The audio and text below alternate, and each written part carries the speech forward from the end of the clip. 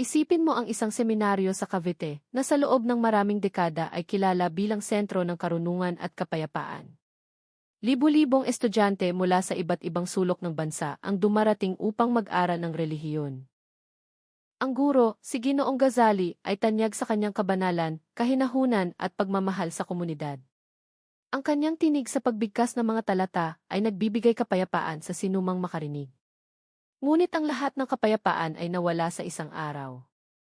Sa proseso ng pagsasaayos ng lumang silid sa ibaba, nakakita ang mga manggagawa ng isang bagay na nagpatindig ng kanilang balahibo. Mula sa likod ng sementadong dingding, isa-isang nahulog ang mga kakaibang bagay. Hindi bato, hindi kahoy, kundi mga bungo. Hindi isa, hindi dalawa, kundi daan-daang bungo ng tao, lahat ay ulo ng mga dalagita.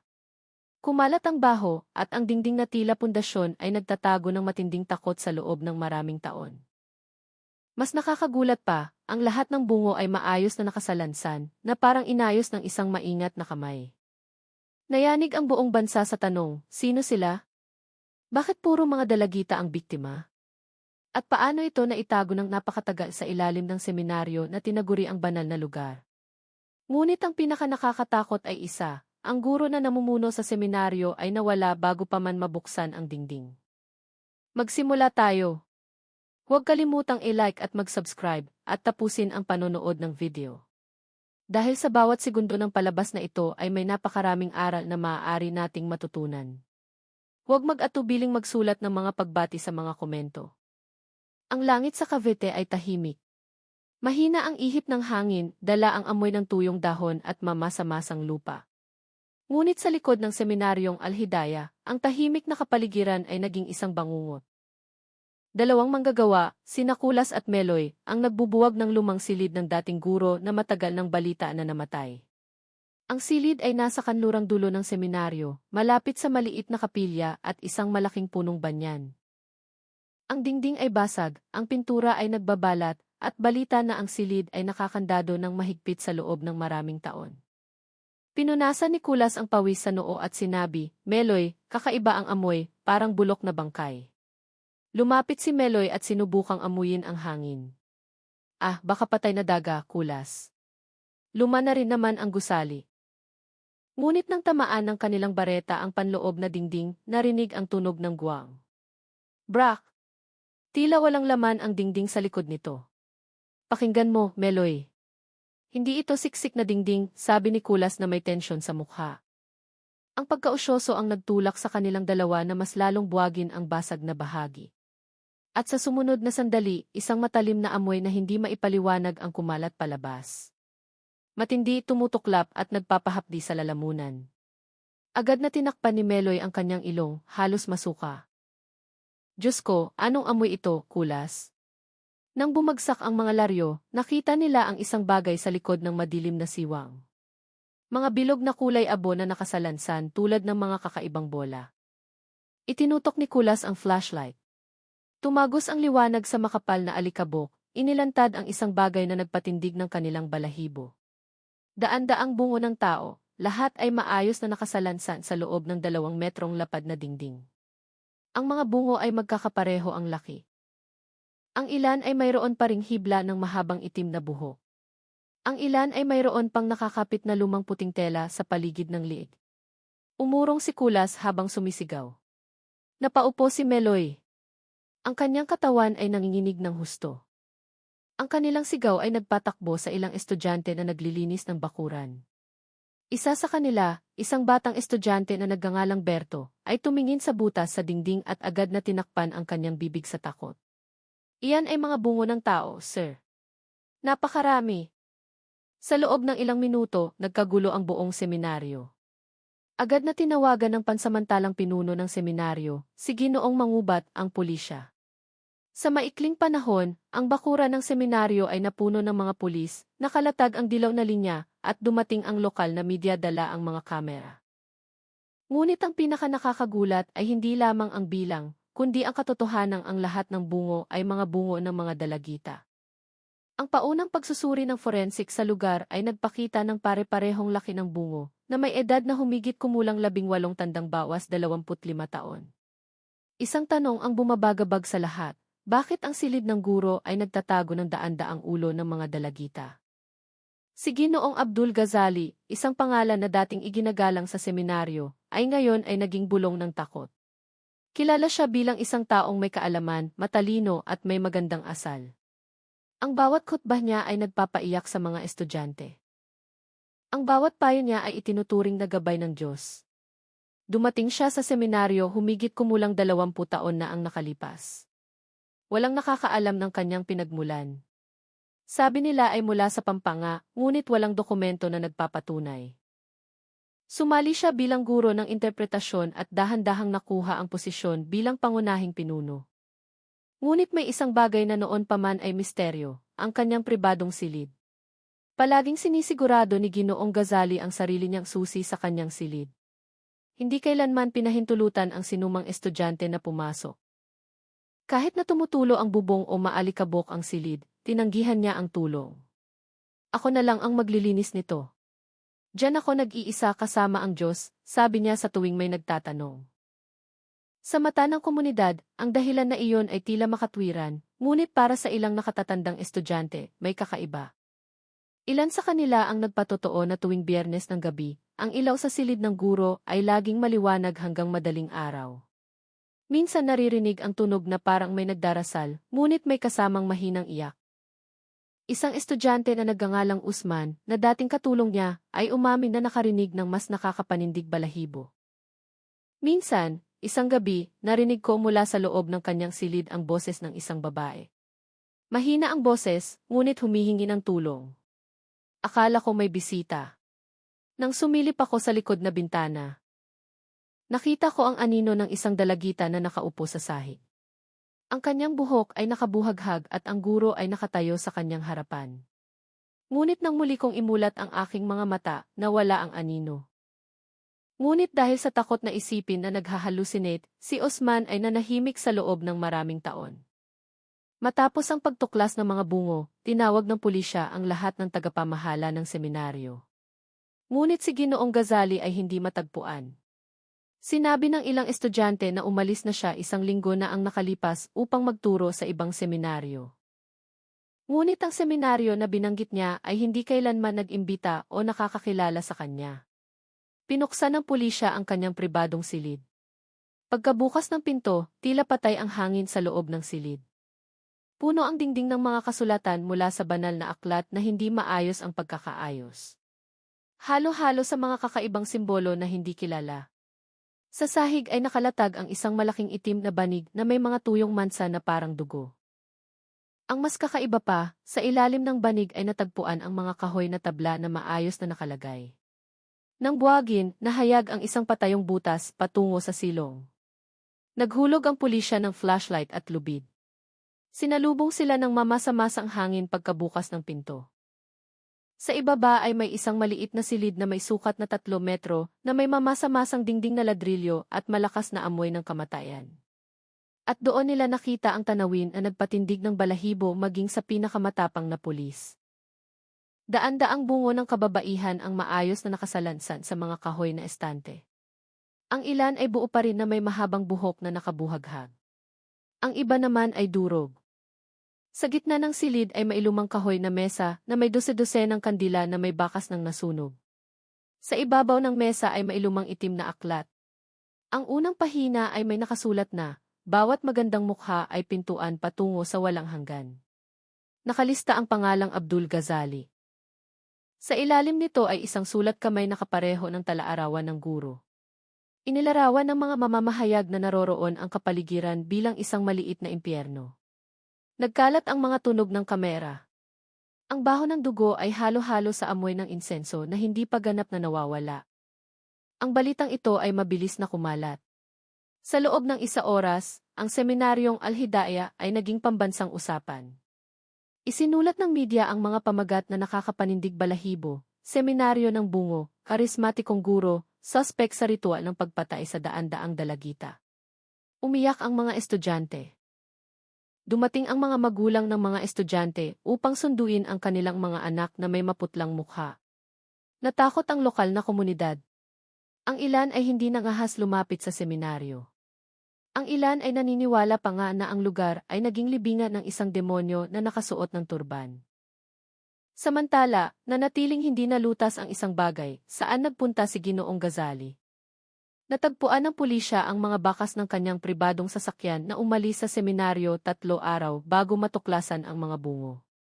Ang direksyon ng sasakyan ay patungo sa kagubatan sa hangganan ng Cebu at Bohol. Ngunit pagkatapos noon, nawala ito ng walang bakas. Maikli lamang ang sinabi ng hepe ng pulisya sa harap ng kamera, hahanapin namin siya hanggang matagpuan. Ngunit anuman ang matagpuan dito ay hindi lamang pagpatay. Ito ay isang bagay na mas malalim. Nang gabing iyon, nakabitin pa rin ang dilaw na linya ng pulisya sa pintuan ng silid ng guro. Ngunit sa gitna ng katahimikan, isang residente na nagbabantay sa paligid ang umamin na nakarinig ng isang bagay mula sa likod ng nakakandadong silid. Isang mahinang iyak ng babae, malabo, paulit-ulit na parang nanggagaling sa ilalim ng lupa. At nang tutukan ng flashlight, walang tao, tanging malamig na hangin at biglang kumalat ang amoy ng sampag-ita. Malakas ang ulan ng gabing iyon. Ang langit sa itaas ng seminaryong Al-Hidayah ay mukhang madilim. Nagkalat ang kidlat, tila sinasabayan ang nagaganap na investigasyon. 2 forensic car ang huminto sa bakuran ng seminaryo. Tumagos ang puting ilaw mula sa mga flashlight ng pulisya sa dilim ng gabi, nagtutok sa silid ng guro na ngayon ay naging pinakanakakatakot na lugar ng krimen sa Cavite. Nakatayo si Police Chief Mangubat sa harap ng silid na may kapote na tumutulo pa ng tubig. Siguraduhin kumuha ng larawan sa bawat sulok. Huwag hawakan ang anumang bagay bago matapos ang identification team, utos niya. Pagkabukas muli ng takip ng butas sa ilalim ng lupa, agad na kumalat ang mamasa-masang hangin na may amoy ng pagkabulok. Ang matinding amoy ng kamatayan ay tumusok sa ilong ng lahat ng nasa silid. Maging ang mga bihasang opisyal ay hindi nakayanan ang pagduwal. Diyos ko! Tinakpan ng isa sa mga forensic officer ang kanyang ilong ng tela. Hindi ito isa o dalawa, kundi daan-daan. Nang itutok ang flashlight sa mas malalim na bahagi ng silong, muling nakita ang tanawin ng impyerno. Maayos na nakasalansan ang mga bungo ng kababaihan sa kahoy na estante, parang koleksyon. Ang ilan ay mayroon pa ring tirang mahabang buhok na magulo, na parang ilang buwan pa lamang na inilibing. Ngunit ang mas nagpagimbal sa lahat ay ang posisyon ng mga bungo. Ang ilan ay nakasalansan na nakaharap sa isang direksyon, patungo sa dingding na puno ng mga kakaibang simbolo. Lumapit ang pulisya. Puno ang dingding ng mga sulat Arabiko na halo-halo sa mga hindi kilalang letra. Ang ilan ay baligtad, ang ilan ay inukit ng matalim na bagay. Sa ilalim nito ay may mga ukit na kahawig ng anyo ng tao na may bilog na ulo na parang buwan. Hindi ito ordinaryong talata, sabi ng isa sa mga eksperto sa interpretasyon mula sa pulisya. May mga talata na mali ang pagkakaayos. May mga karagdagang salita na hindi galing sa banal na aklat. Inutusan ni Chief Mangubat ang mga opisyal na kunin ang lahat ng bagay sa loob ng silid.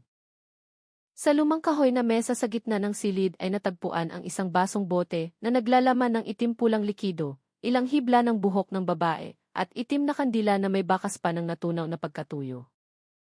Nang buksan ng mga opisyal ang isang maliit na aparador sa sulok ng silid, natagpuan nila ang isang bagay na nagpatahimik sa kapaligiran.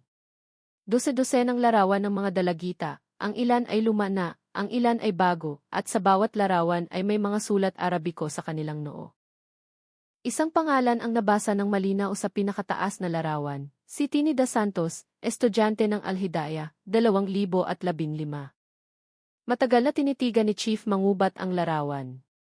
Kabilang siya sa mga nawawala 7 taon na ang nakalipas, bulong niya. Ngayon ay malinaw na ang misteryo ng pagkawala ng 12 ng mga estudyante sa loob ng maraming taon ay hindi nagkataon lamang. Nang subukan ng pulisya na isara muli ang silid, bigla na lang sumigaw ang isa sa mga opisyal na nakatayo sa hagdan ng silong sa takot. "Sir, may naririnig ako." Isang boses ng babae mula sa ilalim. Lahat ay nanigas. Ang voice recorder ay binuksan. Itinutok ang mikropono sa butas at mula sa kadiliman ay naitala ang isang mahina, ngunit malinaw na boses. "Tulong!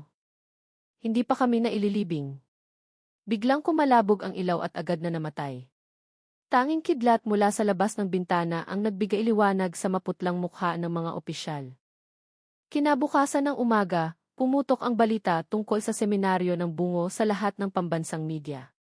Puno ng nakakatakot na salita ang mga pamagat ng balita, daan-daang bungo ng kababaihan na tagpuan sa silid ng karismatikong guro, seminaryo ng Al-Hidayah, may tinatagong madugong kasalanan. Ngunit para sa pangkat ng investigador, nagsisimula pa lamang ang trabaho. Sa tanggapan ng pulisya, binuksan nila ang mga ulat ng mga nawawalang tao mula 2005 hanggang 2023. Ang resulta ay nakakapanindig balahibo. Mahigit 6 na po dalagita ang naiulat na nawawala sa loob ng 1-0 radius mula sa seminaryo. Ang ilan ay estudyante, ang ilan ay residente. Lahat ng kaso ay isinara ng walang resulta. Tinitigan ni Chief Mangubat ang puting pisara na may mapa ng lugar na puno ng pulang pin. Lahat ay nawala sa paligid ng Al-Hidayah. Ngunit bakit ngayon lang nalaman? Nagsimula ang investigasyon mula sa nakaraang buhay ni Ginoong Abdul Ghazali. Hinanap ng pulisya ang kanyang pagkakakilanlan sa mga talaan ng populasyon. Ngunit, walang taong nagngangalang Abdul Ghazali na may katugmang numero ng G. Matapos imbestigahan ng mas malalim, nalaman na ang pagkakakilanlan ay palsipikado. Ang lumang video footage ng seminaryo ay nagpapakita na dumating si Ghazali noong 2004. Sa recording na iyon, ipinakilala niya ang sarili bilang isang nagtapos sa Middle East, ngunit hindi binanggit ang anumang unibersidad. Ang kanyang estilo ng pagsasalita ay mahinahon, nakakakumbinsi, at mabilis na nagpakita ng paggalang sa kanya ng lahat. Gayunpaman, isang nakakagulat na katotohanan ang lumabas. Isang dating matandang guro mula sa seminaryo sa Laguna, si Ginoong Badong, ang nakilala ang mukha ng guro. Iyan ay hindi si Abdul Ghazali, ang pangalan niya dati ay Ramon Reyes. Noon ay hindi siya guro, kundi isang dating manggagamot na pinatalsik dahil gumagamit ng masamang espiritu sa pagpapagaling. Ang pahayag na iyon ay nagbukas ng lahat ng bagong teorya. Posibleng si Abdul Ghazali ay nagkunwari bilang guro upang itago ang kanyang madilim na nakaraan. Kinabukasan, bumalik ang forensic team sa seminaryo para sa karagdagang pagsusuri. Natagpuan nila ang isang maliit na silid na nakatago sa likod ng aparador ng libro sa silid ng guro. Isang makitid na silid na may dingding na puno ng mga ukit ng kamay ng tao. Sa loob nito ay may itim na leather na notebook, kapareho ng nasa silong, ngunit mas luma. Sa unang pahina ay nakasulat, ang kaalamang ito ay hindi para sa mga mahihina. Ang mga banal na mukha ang magbabantay sa aking buhay. Bawat ulo ay susi sa liwanag. Sa huling pahina ay nakasulat ang petsa at pangalan, Nida, Hulyo 12, 2015, Pia, Oktubre 3, 2017, Mara, Enero 26, 2023. Ang huling petsa ay 1 linggo lamang bago sinimulan ang pagsasaayos ng seminaryo. Samantala, sa labas ng seminaryo, nag-aalala ang mga residente. Dose-dosenang tao ang nagtipon. Ang ilan ay nagdarasal, ang ilan ay nagtatapon ng bulaklak sa harap ng gate. Isang ina ang umiiyak habang hawak ang larawan ng kanyang anak na babae. Nawala ang anak ko 3 taon na ang nakakaraan, sabi niya ay tumakas kasama ang guro. Pakibalik ang kanyang mga buto kung siya ay narito.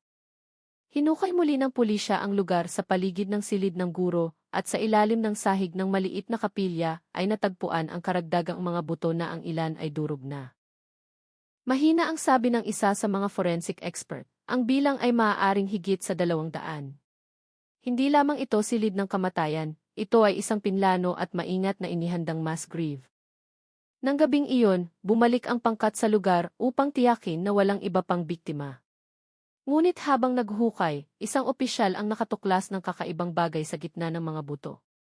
Isang bote ng baso na naglalaman ng tuyong dugo at mahabang buhok na nakatali ng puting lubid. Ang sulat sa maliit na papel sa loob ng bote ay nagpatahimik sa lahat. Tumbal ng kapayapaan. Huwag guluhin. Kumalabog ang ilaw ng flashlight. Biglang nahimatay ang isang pulis.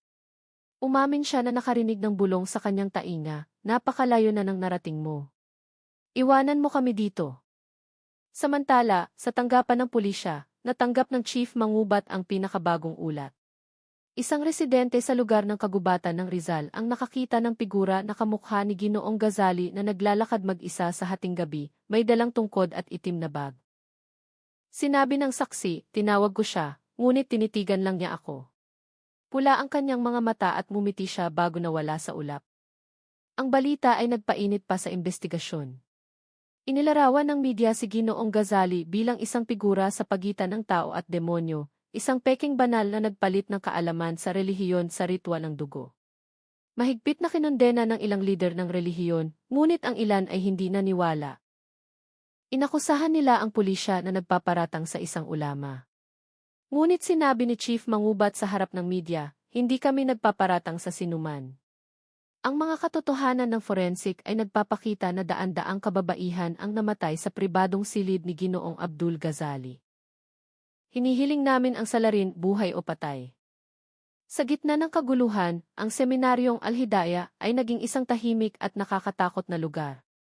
Tuwing gabi, sinasabi ng mga residente sa paligid na nakakarinig sila ng mahinang adhan mula sa loob ng gusaling nakaselyo na. Bagaman wala nang naglakas loob na manirahan doon. Isang night watchman ang nagtatrabaho malapit sa lugar ang sumumpa na nakita niya ang figura ng guro na nakatayo sa bintana ng kanyang silid, nakatingin sa langit na may blangkong mukha. Nang tutukan ng flashlight, nawala ang figura. Tanging anino ng bungo ang natira sa likod ng puting kurtina. Muling bumuhos ang ulan ng gabing iyon sa bakuran ng seminaryong Al-Hidayah. Ang gusaling dating banal na lugar ng pag-aaral ay ngayon ay tahimik at nababalutan ng aura ng kamatayan. Nakakabit pa rin ang mga spotlight ng pulisya sa ilang sulok. Samantala, ang dilaw na linya ay umuugoy sa hangin na parang isang laso ng kamatayan na hindi pa natatapos sumayaw. Sa pansamantalang posko, nakaupo si Chief Mangubat kasama ang ilang estudyante at dating estudyante na pinakiusapan na magbigay ng testimonya. Kabilang sa kanila ang isang binata na may maputlang mukha at blangkong tingin. Si Osman, ang estudyante na sa loob ng maraming taon ay naging personal na katulong ni Ginoong Gazali. Pakikwento ang nalalaman mo, sabi ni Chief Mangubat sa mahinahon ngunit matatag na tono. Kumagat si Osman sa kanyang labi. Ang kanyang nanginginig na kamay ay maihawak na baso ng tubig na hindi pa nagagalaw. Alam ko na may kakaiba na, sir. Pero natakot ako. Labis na natakot. Bumigat ang hangin sa silid. Lahat ng mata ay nakatingin sa kanya. Nagpatuloy si Osman, nanginginig ang boses. Tuwing gabi ng Biyernes, pinatutulog lagi ni Ginoong Gazali ang lahat ng estudyante ng maaga. Walang sinuman ang pinapayagan na lumabas ng dormitoryo, ngunit mula sa kanyang silid ay laging may naririnig na kakaibang tunog. Parang may nagbabasa ng panalangin ngunit may kasamang hiyawan ng babae.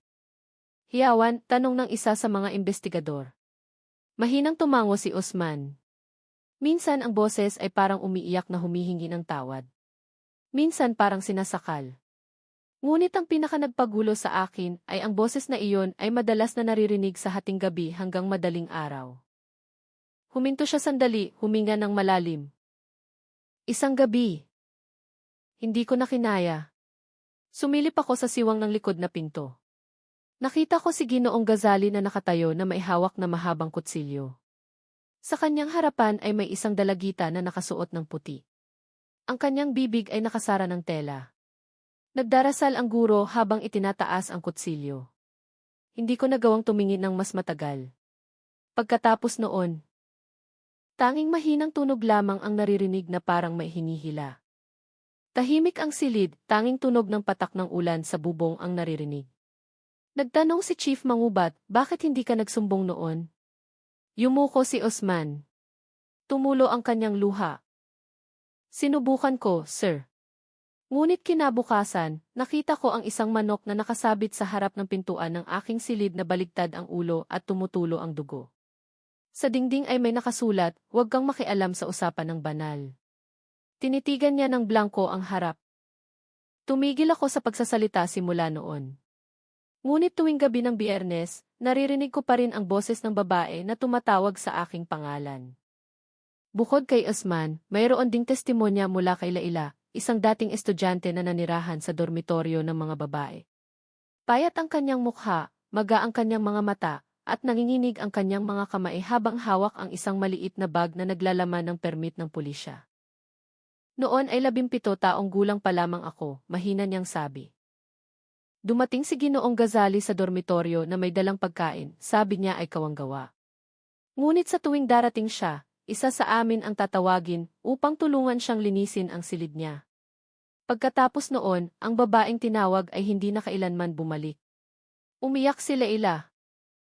Naaalala ko pa ang aking kasama sa silid, si Nida. Siya ay tinawag ng gabing iyon. Nagbibiruan kami, sabi niya baka bibigyan siya ng guro ng karagdagang gawain, ngunit kinabukasan ng umaga, walang laman ang kanyang kama. Sinabi ng guro na umuwi siya sa probinsya. Ngunit sinabi ng kanyang pamilya na hindi kailanman. Tinitigan siya ni Chief Mangubat na may madilim na mukha. Naghinala ka ba? Naghinala ako nang makita ko ang pulseras ni Nida na suot ni Ginoong Gazali sa sermon ng Biyernes, sagot nila Ilana nanginginig ang boses. Ang pulseras na iyon ay gawa ng kanyang ama. Imposibleng magkamali. Nagkolekta ang mga testimonya. Lahat ay tumuturo sa parehong pattern. Tuwing Biyernes ng gabi, laging may nawawala. Laging mga dalagita, estudyante o residente sa paligid. At lahat ay nawala ng walang bakas. Ngunit isang bagay ang nagpapatindig pa sa balahibo. Ilang estudyanteng lalaki na dating katulong ng guro ang umamin na nakita nila si Gazali na may dalang malaking timba na naglalaman ng pulang likido na lumabas sa silid bago magmadaling araw. Sabi niya ay dugo ng kambing para sa pasasalamat, sabi ng isa sa mga estudyante. Ngunit hindi ko kailanman nakita ang kambing. Ngayon ay wala ng pag-aalinlangan. Ang seminaryo ay naging isang lugar ng pagsamba sa demonyo na nakabalak kayo sa panalangin. Nang gabing iyon, naging nakakapanindig balahibo ang tanggapan ng pulisya. Nagkalat ang mga dokumento sa mesa. Nakasabit sa dingding ang mga larawan ng mga nawawalang biktima. Sa gitna ng silid, isang malaking screen ang nagpakita ng resulta ng pagsusuri ng forensic sa mga bungo na natagpuan sa silong. Ipinaliwanag ni A.C. Manalastas, isang senior forensic expert, sa mabigat na boses, mula sa 147 bungo na aming kinilala sa ngayon, lahat ay kababaihan na may edad 17 hanggang 25. Pare-pareho ang pattern ng sugat sa batok. Bali dahil sa presyon ng blunt object o napakalakas na kamay ng tao. Ibig sabihin, sinakal ang biktima, tanong ni Chief Mangubat. Sagot ni A.C. Manalastas. At pagkatapos mamatay, ang kanilang ulo ay pinaghiwalay sa katawan sa napakatumpak na paraan. Hindi ito isang amateur na mamamatay tao. Kilala niya ng mabuti ang anatomy ng tao. Ipinakita niya ang susunod na slide. Ipinakita ng forensic photo ang isang piraso ng puting tela na may tuyong mansa ng dugo. Sa ibabaw ng tela ay may mga sulat Arabiko na kung isasalin ay nangangahulugang iisang mukha para sa isang buhay. Nagkunot noo si Chief Mangubat. Ano ang ibig sabihin nito? Matagal siyang tinitigan ni A.C. Manalastas. Ayon sa mga talaan ng mga eksperto sa antropolohiya ng relihiyon na aming tinawag, maaaring may kaugnayan ito sa isang sinaunang ritual na kilala bilang sakripisyo ng magandang mukha. Noong araw sa ilang madilim na sekta ng sinaunang Pilipinas. May paniniwala na ang pagputol ng ulo ng mga dalagita ay maglilipat ng batang enerhiya sa gumagawa. Isang uri ng pagpapayaman at immortalidad. Biglang natahimik ang silid. Ipinikit ni Chief Mangubat ang kanyang mga mata sandali. Kaya pinatay sila ng guro para sa mahabang buhay. Baka hindi lang iyon, sabi ni A.C. Manalastas. Ang ritual na ito ay pinaniniwalaan din na makapagpapalakas ng espiritual na kapangyarihan ng isang tao. Ngunit ang kakaiba ay ang mga biktima ay pinili lamang mula sa magaganda at banal na kababaihan. Marahil ay dahil itinuturing silang sagrado. Kinabukasan ng umaga, mas malalim na pinagsisihan ng pulisya ang silid ni Gazali. Sa likod ng dilaw na kabinet ng libro ay natagpuan ang isang maliit na bakal na kahon na naglalaman ng 12-dosenang personal na gamit ng mga biktima, mga kwintas, hikaw, notebook ng estudyante, maging sapatos. Lahat ay maalikabok na, ngunit maayos na nakasalansa na parang mga paboritong koleksyon.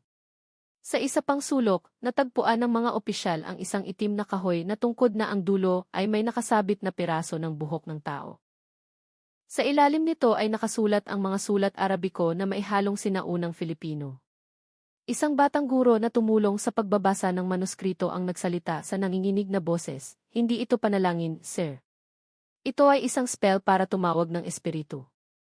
Agad na bumigat ang hangin sa silid na iyon. Ilang pulis ang umamin na nakaramdam sila ng kilabot. Isang flashlight ang biglang namatay.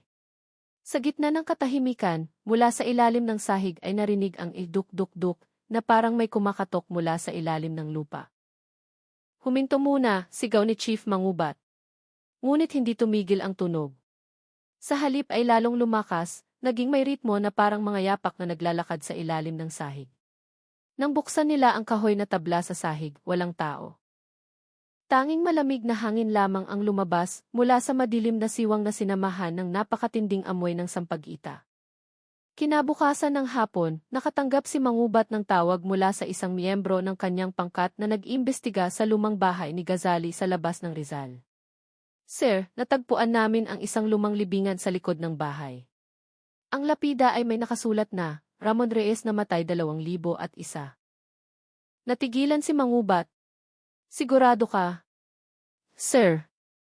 At ang libingan ay walang laman, walang bangkay. Malamig ang dugo niya. Ibig sabihin, ang figura na kilala bilang Ginoong Abdul Ghazali ay maaaring hindi ordinaryong tao o hindi dapat na nabubuhay pa. Nang gabing iyon, habang inihahanda ni Chief Mangubat ang opisyal na ulat, biglang nawalan ng kuryente sa posko ng investigasyon sa loob ng 5 minuto. Nang bumalik ang ilaw, sa kanyang mesa ay may nakapatong na bagong larawan na hindi pa niya nakikita noon. Ipinakita ng larawan ang mukha ng isa sa mga biktima na natagpuan sa silong. Ngunit sa kaliwang ibabang sulok ay may figura ng isang lalaking may itim na pesi na nakangiti, si Ginoong Ghazali. Ang problema, ang larawan ay kinunan sa forensic room matapos maselyuhan ang silid at walang sinuman doon maliban sa pulisya. Nakatayo si Mangubat na nakapako, tumutulo ang malamig na pawis sa kanyang sentido. Tinitigan niya ang kanyang mga kasamahan na maputla rin. Walang nakakaalam kung sino ang naglagay ng larawan na iyon. Isa-isang kumukutitap ang mga ilaw sa silid at mula sa labas ng posko ay narinig ang mahinang tunog ng adhan.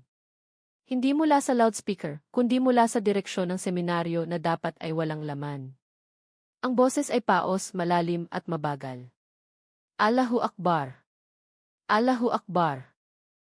Ngunit ang adhan ay huminto sa gitna ng pangungusap at naging tawaliri.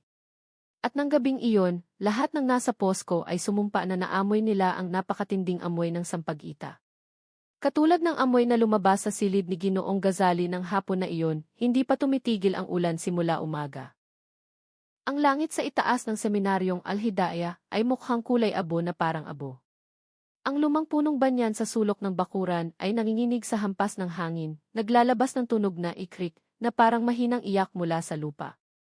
Sa gitna ng katahimikan na iyon, muling nakatuklas ang pangkat ng investigador ng isang bagay na nagpabago sa buong direksyon ng investigasyon. Habang sinusuri ng isa sa mga opisyal ang lumang estante ng libro sa aklatan ng guro, natagpuan niya ang isang lumang libro na may itim na balat na nakasiksik sa likod ng tumpok ng mga klasikong interpretasyon. Ang sulat sa balat ay malabo na parang nasunog ang bahagi. Aklat ng walang hanggang liwanag, sakripisyo ng magandang mukha. Matagal na tinitigan ni Chief Mangubat ang aklat na iyon bago buksan ang unang pahina. Pagkabukas, lumabas ang kakaibang amoy. Pinaghalong insenso, tuyong dugo at dahon ng pandan. Sa unang pahina ay nakasulat sa pulang tinta, isang magandang mukha, isang batang kaluluwa, isang banal na dugo, isang walang hanggang buhay. Ang sumunod na pahina ay naglalaman ng diagram ng katawan ng tao, na may mga marka sa batok at noo, mga puntos na tinatawag na pintuan ng kaluluwa. Sa ilalim nito ay nakasulat ang paraan ng pagputol ng ulo, mga panalangin sa pagbubukas, hanggang sa pagbigkas na kahawig ng mga talata, ngunit binaligtad ang pagkakaayos. Agad na isinara ni A.C. Manalastas, nakasama sa pagsusuri, ang aklat na may maputlang mukha. Hindi ito banal na aklat, ito ay manual ng sinaunang ritual. Ito ay sakripisyo ng tao na nababalot ng mga talata. Hindi nagtagal, isang investigador ang tumakbo papasok sa silid na nagmamadali. Sir, natagpuan namin ang kakaibang bagay sa likod ng seminaryo malapit sa poso. Agad na nagtungo si Mangubat at ang koponan sa lugar. Sa ilalim ng ugat ng lumang punong banyan, bahagyang nahukay ang lupa. Nang tumama ang piko sa isang matigas na bagay, hinugot nila ang isang maliit na kahoy na rebulto ng babae na walang ulo. Sa ilalim nito ay nakasulat ang isang pangungusap sa sinaunang Filipino, tagabantay ng mukha ng liwanag. Ngunit ang pinakanakakagulat ay hindi ang rebulto. Sa ilalim nito ay may basong bote na naglalaman ng maitim na pulang likido at mga mata ng tao. Ang bilang ay 7. Sumuka ang isa sa mga opisyal sa lugar. Tinitigan ni Chief Mangubat ang bagay na iyon na may tensyon sa mukha. Hindi lang siya isang mamamatay tao, mahina niyang sabi. May sinasamba siya. Nang gabing iyon sa istasyon ng pulisya, pinag-aralan ang aklat ng isang espiritual na eksperto na nagngangalang Mang Ben, isang matandang pinuno mula sa ibang seminaryo. Matapos basahin ang ilang pahina, nagbago ang kanyang mukha. Ito ay isang napakasinaunang agham ng Tumbal Waja. Noong araw ay ginagamit ito ng mga sumasamba sa demonyo sa panahon ng huling kaharian ng Majapahit. Ang kondisyon ay tuwing 7 buwan, isang ulo ng dalagita ang dapat isakripisyo upang hindi tumanda ang gumagawa, hindi mamatay. At manatiling maliwanag ang kanyang aura. Tinitigan niya si Mangubat ng matalim at sinabi, at tingnan ang huling pahina nito. Nakasulat doon ang petsa at pangalan, Mara, Enero 26, 2023.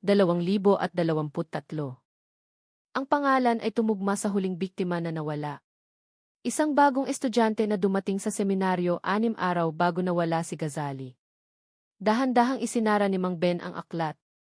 Hindi pa natatapos ang kanyang huling ritual. Ibig sabihin, buhay pa siya at hahanap siya ng kapalit na biktima. Biglang naramdaman na masikip ang silid. Malamig na hangin ang umihip mula sa nakasarang bintana. Kumukutitap ang ilaw at sa malayo, mula sa direksyon ng madilim na seminaryo, muling narinig ang boses ng babae na umiiyak. Pagkalipas ng 3 araw, ang investigasyon ay humantong sa isang lumang bahay sa gilid ng kagubatan ng Rizal. Ang bahay na iyon ay dating pag-aari ng isang mangkukulam na nagngangalang Caramon na balitang nawala 2 dekada na ang nakaraan. Nang dumating ang pangkat sa lugar, ang bahay ay luma na, lumot na, at puno ng amoy ng asupre. Sa loob nito ay natagpuan nila ang isang kahoy na aparador na mahigpit na nakakandado. Pagkabukas, may tumpok ng mga lumang larawan. Mga mukha ng dalagita na lahat ay nakasuot ng puting belo. Sa ibaba ng aparador, isang lumang liham ang nakakabit sa panloob na pinto. Ang kaalaman ay ipinagkatiwala ko sa aking pinakamatapat na estudyante, si Ghazali. Kung tinanggihan ng mundo ang dugo, tatanggapin ito ng langit.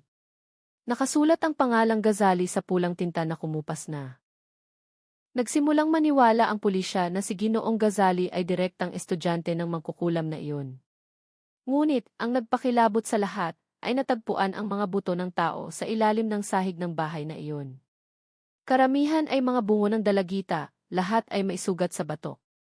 Pareho ang pattern. Nang kumalat ang balitang ito, isang lalaki na nasa kalagitnaan ng edad ang dumating sa tanggapan ng pulisya. Ang kanyang mukha ay puno ng kulubot, ang kanyang mga mata ay balisa. Ipinakilala niya ang sarili bilang Juan, isang dating kasama ni Ghazali noong kabataan.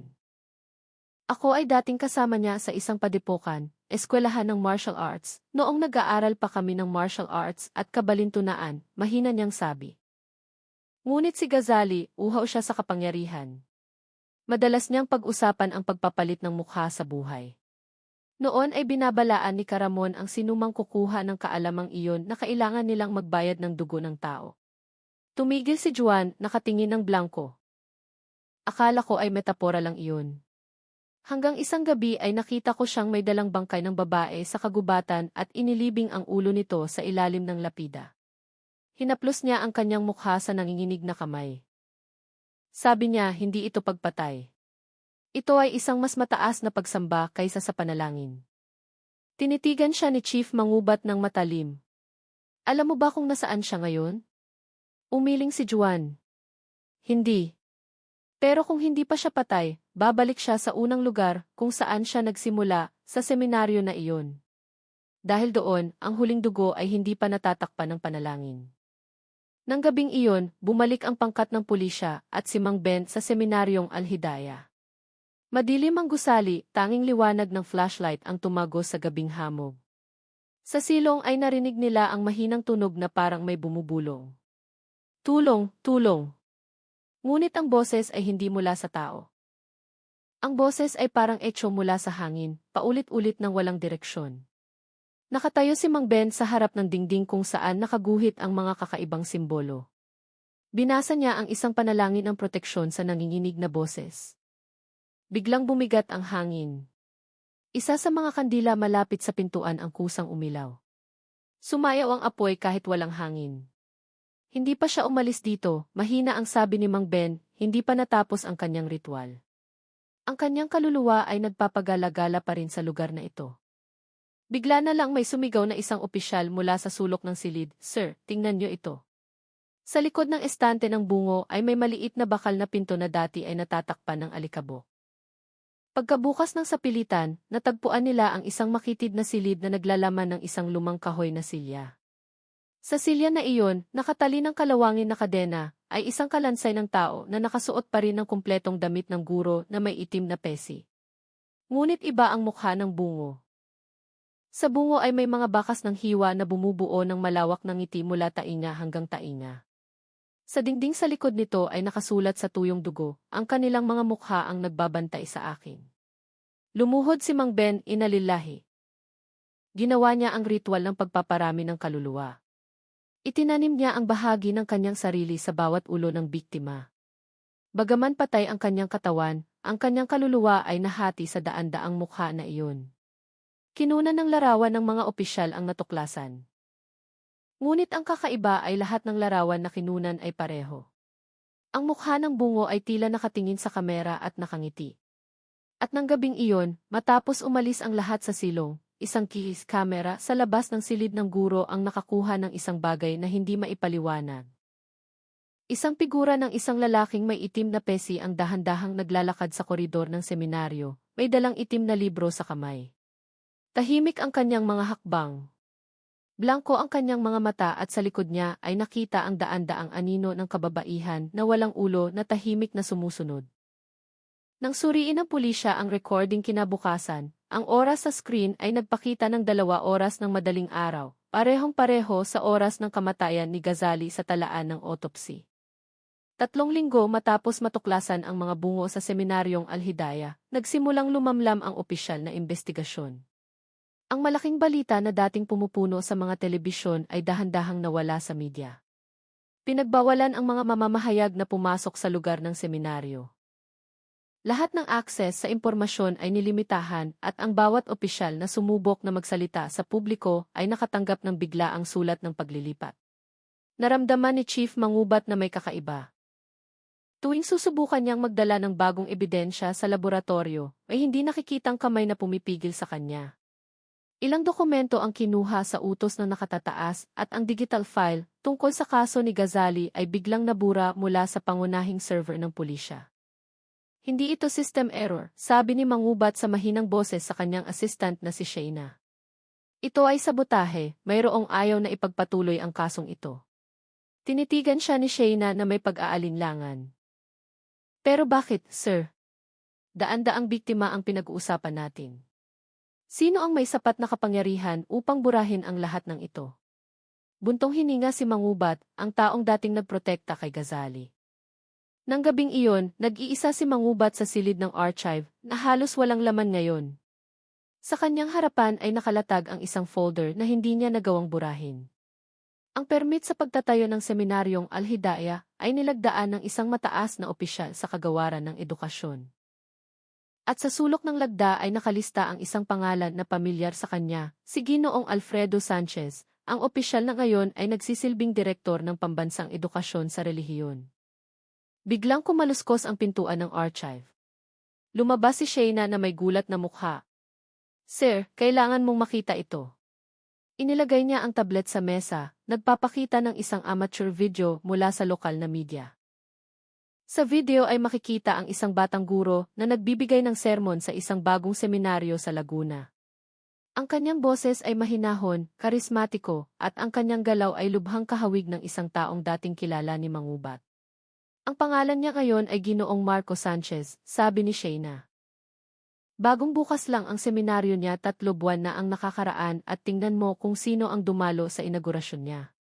Sa screen ay makikita ang mataas na opisyal na si Ginoong Alfredo Sanchez na nakangiti sa tabi niya, nakikipagkamay sa guro ng mahigpit. Matagal na tinitigan ni Mangubat ang screen. Mabigat ang kanyang hininga. Buhay pa siya at pinoprotektahan. Kinabukasan ng umaga, tahimik na naglakbay si Mangubat patungong Laguna. Hindi siya nagsuot ng uniporme ng pulisya, hindi gumamit ng sasakyan ng gobyerno. Tanging isang lumang pribadong kotse at isang maliit na pistol sa likod ng kanyang jacket. Naglakbay siya ng 6 na oras sa maputik na kalsada hanggang sa wakas ay dumating siya sa Seminaryong Al-Rahma. Isang malaking puting gusali na bagong inaugurasyon. Mula sa labas, tahimik ang lugar ngunit kakaiba ang kapaligiran. Lahat ng pinto ay binabantayan ng mga security guard na nakasuot ng itim na uniforme nang walang logo ng institusyon. Ang mga estudyante ay naglalakad ng matigas at hindi gaanong nagsasalita. Nagpanggap si Mangubat na isang deboto na gustong makipagkita sa guro. Matapos maghintay ng halos 2 oras sa pasilyo, sa wakas ay nakita niya ang figura na matagal nang bumabagabag sa kanyang isip, si Ginoong Abdul Ghazali. O ngayon ay tinatawag niya ang kanyang sarili na Ginoong Marco Sanchez. Ang kanyang mukha ay hindi gaanong nagbago, payat lang at mas maputla. Ngunit, ang kanyang mga mata ay pareho pa rin, matalim, malalim at tumutuklap. Naglakad siya na napapalibutan ng 2 lalaki na nakasuot ng itim na blazer na tila bodyguard kaysa sa mga estudyante. Nang tumayo si Mangubat at subukang lumapit, pinigilan siya ng isa sa mga bodyguard, paumanhin, hindi tumatanggap ng personal na bisita ang guro ngayon. Ngunit nakita na siya ng mga mata ni Ghazali. Ngumiti siya ng bahagya at bahagyang tumango. Papasukin mo siya. Sa loob ng silid, tahimik ang kapaligiran. Sumunog ang insenso sa sulok. Puno ang hangin ng amoy ng sandalwood. Matagal na tinitigan ni Mangubat ang mukha ng lalaki. Akala ko patay ka na. Kalmadong humiti si Ghazali. Ang mga taong tulad ko ay hindi namamatay. Lumilipat lang kami ng lugar. Binagsak ni Mangubat ang mesa. Pinatay mo ang daan-daang estudyante. Natagpuan namin ang lahat ng bungo sa silid mo. Ngunit kalmado pa rin si Ghazali. Nasaan na ang ebidensya ngayon? Lahat ay nawala, lahat ng ebidensya, lahat ng forensic record, lahat ng larawan. Sino sa tingin mo ang nagtanggal niyan? Hindi nila sa itaas papayagan ang isang katulad ko na makulong. Maihalaga ako. Tinitigan siya ni Mangubat na puno ng galit. Halaga mo, halimaw ka. Mahinang tumawa si Ghazali. Hindi mo naiintindihan ang mundong ito, Mangubat. Ang seminaryo ay balat lamang. Sa ilalim nito ay may network, kaalaman, pondo, impluensya.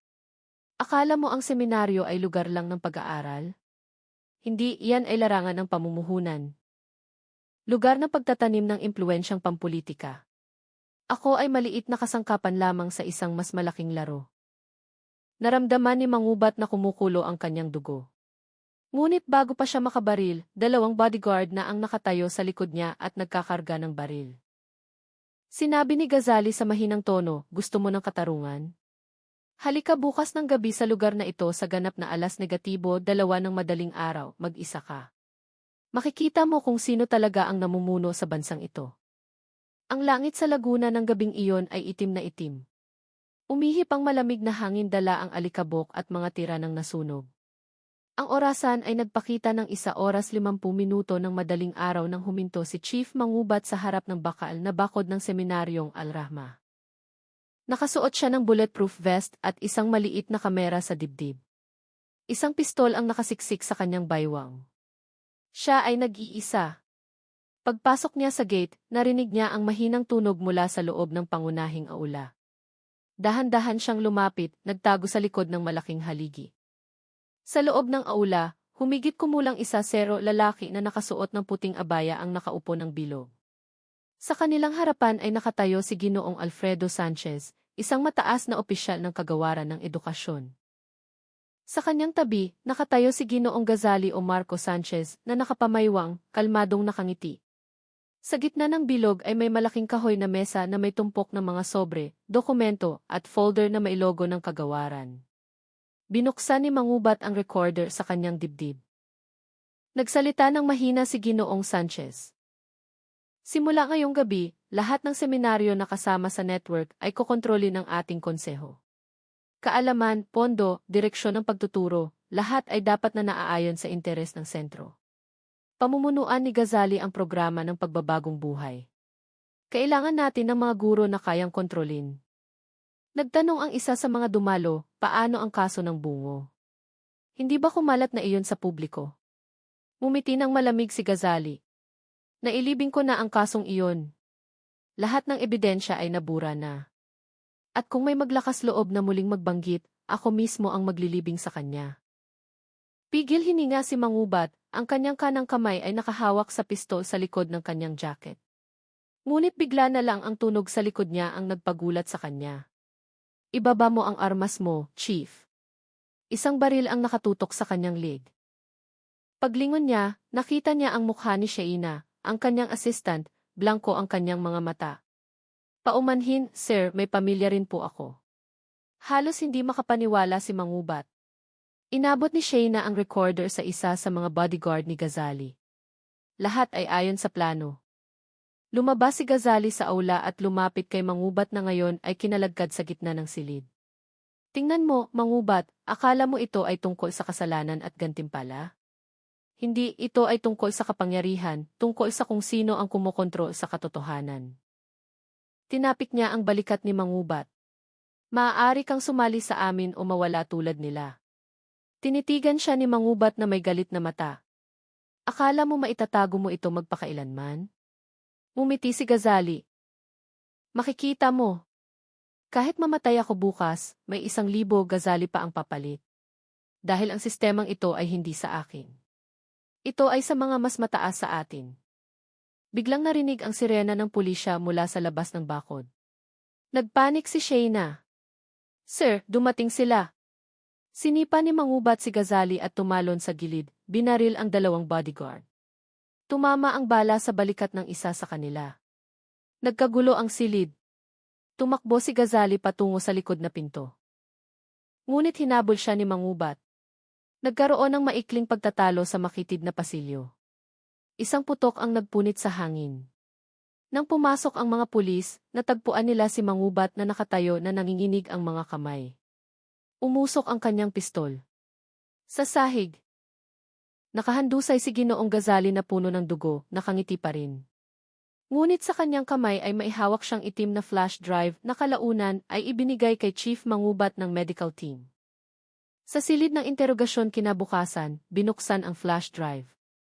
Ang nilalaman nito ay recording ng buong lihim na pagpupulong ng gabing iyon, listahan ng mga opisyal at donor na kasali, pati na rin ang talaan ng pagbabagong buhay ng network ng Peking Seminaryo sa buong Pilipinas.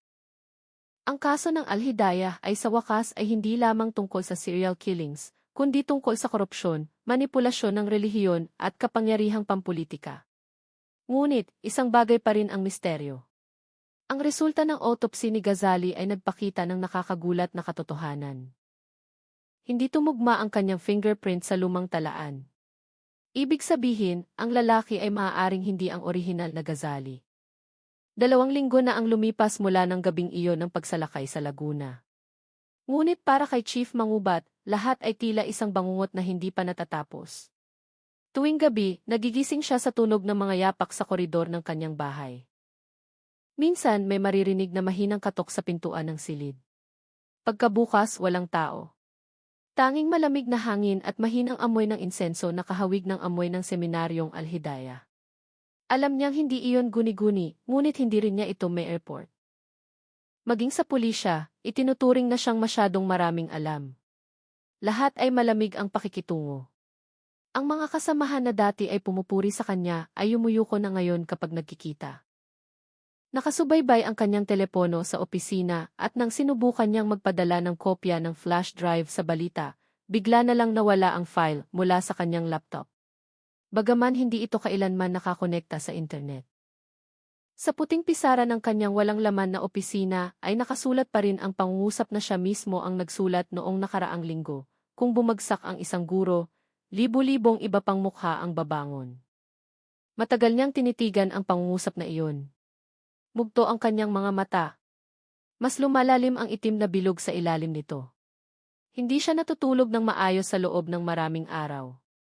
Sa tuwing ipipikit niya ang kanyang mga mata, nakikita niya ang mga mukha ng mga babae na walang ulo. Umuugong ang kanilang mga boses, "Iligtas mo kami, mangubat." Nang hapong iyon, tinawag siya ng kanyang boss. Si Colonel de Guzman, isang lalaking nasa edad na at kilalang matigas, ngunit sa pagkakataong ito ay iba ang kanyang mukha. Tahimik ngunit malamig. "Umupo ka, mangubat," sabi niya, nakatingin ng blanko. "May desisyon mula sa itaas. Ikaw ay ililipat sa Mindanao. Epektibo bukas." Hindi makapaniwala si mangubat. Paglilipat sa gitna ng ganitong kalaking investigasyon. Bagong bukas lang natin ang network ng korupsyon sa kagawaran ng edukasyon. May daan-daang biktima. Pinutol siya ni de Guzman. Isinara na ang kasong iyan sa utos ng sentro. "Utos nino, sir." Tumataas ang boses ni mangubat. Tinitigan lamang siya ni de Guzman ng walang ekspresyon. "Napakalalim mo na, mangubat. Hindi nila gusto ang mga taong katulad mo. Magbakasyon ka, tanggapin ang paglilipat, at kalimutan ang lahat." Tumayo si mangubat na nakakuyom ang panga. "Kung tatanggi ako." Matagal siyang tinitigan ni de Guzman bago dahan-dahang sumandal. "Kung tatanggi ka, baka mawala ka tulad ng mga naunang saksi." Nang gabing iyon, umuwi si mangubat na puno ng ingay ang ulo. Umupo siya sa madilim na sala. Tanging liwanag mula sa telebisyon ang nagbibigay ilaw na nagpapalabas ng balita tungkol sa relihiyon. Ironiko, ipinakita ng screen ang larawan ng isang opisyal na dati niyang nakita sa lihim na recording na nagsasalita tungkol sa moralidad at katapatan ng mga tao. Tinitigan ni mangubat ang screen na parang tinitigan niya ang isang demonyo na nakasuot ng puting turban. Nanginginig ang kanyang mga kamay. Lahat sila ay baliw, bulong niya. Biglang umalog ang kanyang cellphone. Hindi kilalang numero. May pumasok na mensahe. "Tumigil ka sa pagsasalita. Alam naming may kopya ka pa." Matagal na tinitigan ni mangubat ang mensahe. Naputol ang kanyang hininga. Nanginginig ang kanyang mga kamay sa pagpindot ng sagot. "Sino kayo?" Walang sagot. Ngunit 1 minuto pagkatapos noon, sabay-sabay na namatay ang lahat ng ilaw sa kanyang bahay. Tumingin si mangubat sa labas ng bintana. Sa kabilang kalye, nakita ang isang itim na kotse na huminto na ang ilaw ng makina ay nakabukas pa rin. Ang silweta ng 2 tao ay nakaupo sa loob. Hindi gumagalaw, hindi nakatingin, naghihintay lang. Sa unang pagkakataon, naramdaman ni mangubat ang isang bagay na mas malakas kaysa sa takot, ang pakiramdam ng pag-iisa. Kinabukasan ng umaga, nagpasya si mangubat na lumabas ng lungsod. Hindi sa Mindanao kundi sa Cebu. Para makipagkita sa isang taong dating tumulong sa kanya na lutasin ang kaso ng forensic. Si E.K. Manalastas, ang forensic expert na babae na kasama sa autopsy ng mga biktima ng Al-Hidayah. Ngunit nang dumating siya sa kanyang bahay, nakakandado ang gate na may tape ng pulisya. Mahinang sabi ng kapitbahay, namatay si E.K. Manalastas 3 araw na ang nakakaraan. Aksidente sa kotse. Ngunit ang kakaiba ay buo ang kotse. Siya lang ang namatay. Nanlamig ang dugo ni mangubat. Alam niyang hindi ito aksidente. Isa-isa, ang mga taong nakakaalam ng katotohanan ay nawawala. Naghotel siya ng gabing iyon, ngunit hindi makatulog. Pinabayaan niyang bukas ang ilaw ng silid. Sa mesa, tinitigan niya ang tanging bagay na natira mula sa flash drive ni Ghazali. Isang piraso ng papel na mano-mano niyang kinopya bago nawala ang data. Malabo ang sulat sa ibabaw nito, ngunit nababasa pa rin, programa ng liwanag ng mukha, yugto ng pagbabagong buhay 2025. Matagal niyang tinitigan. Ang taong iyon ay ngayon na. Ibig sabihin, tumatakbo pa rin ang programang iyon. Biglang may kumatok ng mahina sa pintuan ng silid. Tok tok tok. "Sino?" Paos ang boses niya, walang sagot. Tok tok tok. Kinuha ni mangubat ang pistol at dahan-dahang lumapit sa pintuan. Nang bahagyan niyang buksan, walang tao sa koridor. Tanging isang puting sobre ang nahulog sa sahig. Yumuko siya para kunin ito. Sa harap ng sobre ay nakasulat sa pulang tinta, "Hindi ka nag-iisa." Sa loob nito ay may larawan niya na natutulog. Kinunan mula sa loob ng silid. Agad na nanigas ang kanyang katawan. Tumingin siya sa salamin, tumingin sa kisame, naghahanap ng kamera. Wala. Ngunit alam niyang nandoon na sila. Mabilis niyang inimpake ang kanyang mga gamit at lumabas ng hotel sa likod na pinto. Sa buong biyahe patungo sa istasyon, naramdaman niya na bawat mukha ay nakatingin sa kanya. Ang mga tauhan ng istasyon, ang nagtitinda ng kanin, maging ang batang dumaan sa platform ay tila nagbabantay sa kanya. Dumating ang tren patungong Manila ng 11:40 ng gabi. Umupo siya sa upuan malapit sa bintana, sinusubukang pakalmahin ang sarili. Ngunit ang kanyang isip ay umiikot tungkol kay Gazali, tungkol sa seminaryo, tungkol sa boses ng babae na tumatawag sa kanyang pangalan sa panaginip. Biglang umalog muli ang kanyang cellphone. Hindi kilalang numero. Sa pagkakataong ito, hindi mensahe, kundi video call. Nag-aalinlangan, pinindot niya ang berdeng pindutan. Ang screen ay nagpakita ng mukha ng isang tao na may itim na pesi, malabong pulang liwanag. Ginoong Gazali. Pero paano? Patay na siya. Dahan-dahang umiti si Gazali sa screen. Tumigil ka, mangubat. Hindi ka nila hahayaang mabuhay ng matagal. Ako ay simula lamang ng isang bagay na mas malaki. Ang boses ay mabigat, paos, ngunit totoo. Nanginginig si mangubat. Sino ba talaga kayo? Ang mga taong muling nagsusulat ng relihiyon sa sarili nilang kamay, kalmadong sagot ni Gazali. At ikaw, mangubat, ikaw ay isang maliit na kabanata lamang na buburahin. Biglang namatay ang screen. Ngunit bago namatay, nakita ni mangubat ang pagmuni-muni ng isa pang mukha sa likod ni Gazali, si Colonel de Guzman. Biglang gumuho ang mundo ni mangubat. Ang kanyang sariling boss ay bahagi ng kanila. Huminto ang tren sa istasyon ng Maynila. Dahan-dahang lumabas si mangubat, itinago ang pistol sa likod ng kanyang Amerikana. Tinitigan niya ang langit ng Maynila na puno ng usok at neon light. Umuugong ang adhan ng isya mula sa malayo, ngunit para sa kanya ay hindi ito nakakapayapa. Alam niyang simula ng gabing iyon, hindi na siya pulis. Siya ay isang pugante mula sa katotohanan na hindi gusto. At sa gitna ng kaguluhan ng lungsod, naglakad si mangubat patungo sa hindi tiyak na direksyon. Mabigat ang kanyang mga hakbang, ngunit matalim ang kanyang mga mata. Dahil alam niya na kahit na pinatahimik ang lahat ng kanyang kasamahan, kahit na nilamon siya ng sistema, may isang bagay sa loob niya na hindi pa namamatay, ang desisyon na ilantad ang tunay na mukha sa likod ng relihiyon na ipinagbibili. 3 buwan na ang lumipas mula nang mawala si mangubat sa radar ng pulisya. Ang kanyang pangalan at mukha ay nasa bawat tanggapan ng pulisya sa Pilipinas. Hindi bilang investigador, kundi bilang isang mapanganib na pugante. Ang balita kinabukasan ng umaga ay nagpasiklab ng kanyang dugo. Dating Chief Mangubat, pinaghihinala ang kasangkot sa kaso ng seminaryo ng bungo, manipulasyon ng ebidensya, at pagpatay sa opisyal. Tinitigan ni mangubat ang maliit na screen ng telebisyon sa karinderya kung saan siya nagtatago. Hindi makapaniwala ang kanyang mukha. Ipinakita ng video ang kanyang figura na maihawak na pistol at binaril ang isang taong kinilala bilang opisyal ng kagawaran. Ngunit alam niyang ang recording ay resulta ng manipulasyon. Hindi iyan ang gabi ng pagsalakay sa Laguna. Iyan ay edited footage. Ngunit nilamon na ng publiko ang balita. Hindi na siya bayani. Siya ay bagong demonyo sa kanilang naratibo. Bawat ligtas na lugar ay tila bitag. Bawat tingin ng estranghero ay tila mata ng mga ngaso.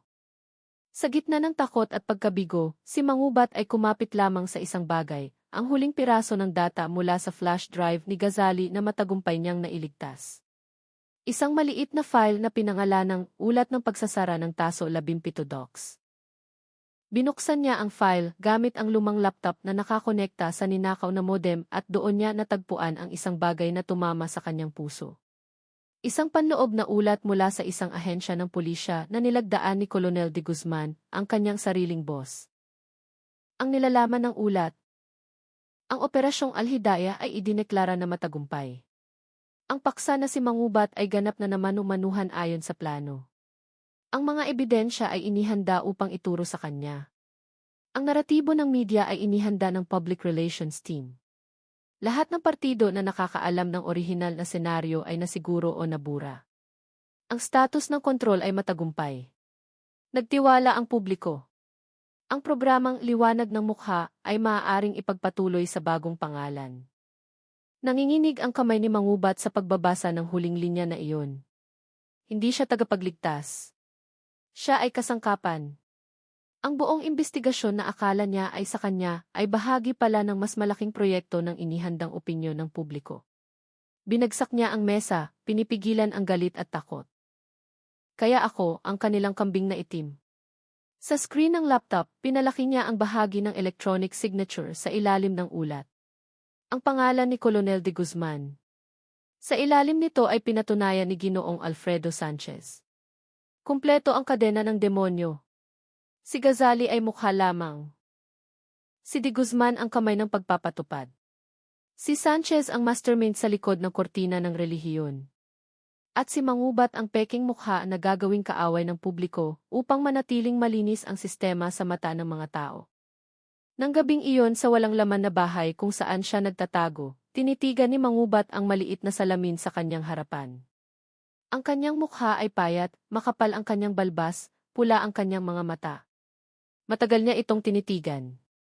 Hindi ito ako, bulong niya. Ngunit habang mas matagal niyang tinititigan ang pagmuni-muni, mas kakaiba ito, na parang ang salamin ay nagpapakita ng mukha ng ibang tao. Sa pagmuni-muni ng salamin, nakita niya ang figura ng isang lalaking may itim na pesi na nakatayo sa likod niya. Ginoong Gazali. Ngumiti. Mabilis na lumingon si Mangubat. Walang laman. Tinakpan niya ang kanyang mukha ng dalawang kamay, nanginginig. Hindi ito totoo. Laro lang ito.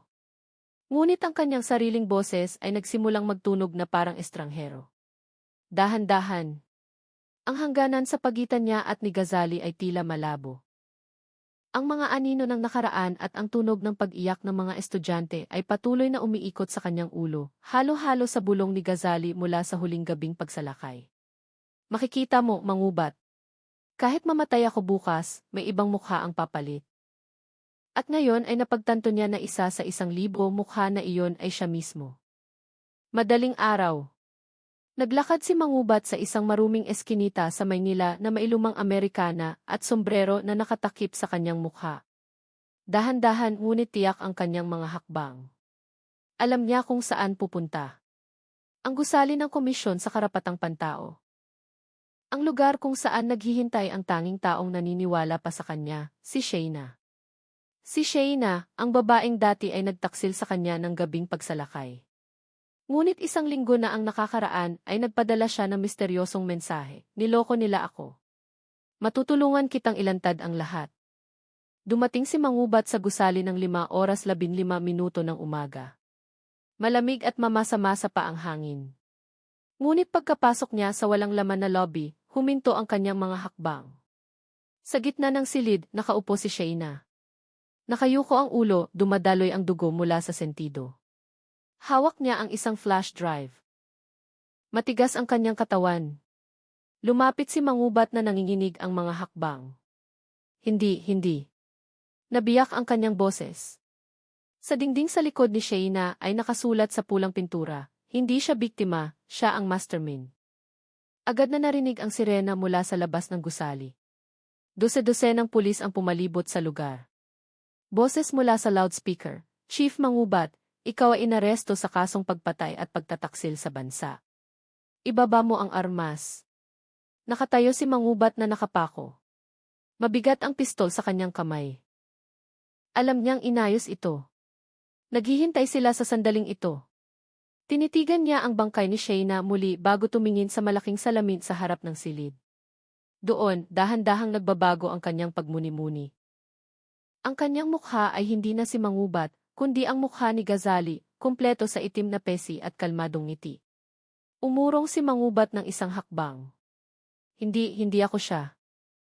Umuugong ang boses ni Gazali sa kanyang ulo, akala mo kailangan ko ng katawan para mabuhay. Kailangan ko lang ng bagong mukha. At ikaw, Mangubat, ang perpektong mukha ko. Nanginginig ang kanyang mga kamay. Halos mahulog ang pistol. Ang dugo mula sa dingding ay tumutulo na bumubuo ng malabong sulat Arabiko, Nur al-Wajh. Liwanag ng mukha. Binuksan ang pinto. Pumasok ang mga pulis. Sa loob ng isang segundo bago binaril ang unang putok, tinitigan ni Mangubat ang malaking salamin sa kanyang harapan. At doon, dalawang figura ang nakatayo ng magkatabi, siya at si Ghazali, parehong nakangiti. Boom! Ang balita kinabukasan ng umaga ay nag-ulat ng pagkamatay ni Chief Mangubat sa pinangyarihan. Sinabi ng pulisya na nagpakamatay siya matapos patayin ang pangunahing saksi, si Shayna. Nakahinga ng maluwag ang publiko, iniisip na natapos na ang lumang kaso. Ngunit sa dulo ng balita, idinagdag ng reporter ang isang kakaibang bagay, ang bangkay ni Chief Mangubat ay natagpuan ng walang bakas ng tama ng baril sa ulo. Bagaman umuusok pa ang kanyang pistol, may kakaibang bagay ang natagpuan sa lugar, isang basag na malaking salamin. At sa pagmuni-muni nito ay nakangiti si Mangubat. Pagkalipas ng ilang buwan, sa isang maliit na bayan sa Laguna, isang bagong seminaryo ang binuksan. Ang pangalan ng pinuno ay Ginoong Marco Reyes. Ang kanyang mukha ay gwapo, ang kanyang pagsasalita ay mahinahon, at dumagsa ang kanyang mga tagasunod. Nang gabing iyon ng pagbubukas, nakatayo siya sa pulpito habang nakangiti ng mainit, nagbabasa ng panalangin sa pagtatapos. Ngunit, para sa mga maingat na nagmamasid, sa mga mata ng guro ay may isang bagay na hindi maipaliwanag, isang blankong tingin na parang dalawang kaluluwa ang nag-aagawan ng kontrol sa loob ng isang katawan. At nang yumuko ang mga estudyante sa panalangin, mula sa saradong pribadong silid ng guro, narinig ang mahinang tunog na parang bulong, isang mukha para sa isang buhay. Namatay sandali ang ilaw at ang mga kandila sa silid ay kusang umilaw. Salamat sa lahat ng nag-like at nag-subscribe. Naway patuloy na bigyan kayo ng Diyos ng kalusugan, mahabang buhay, sagana at mapagpalang buhay.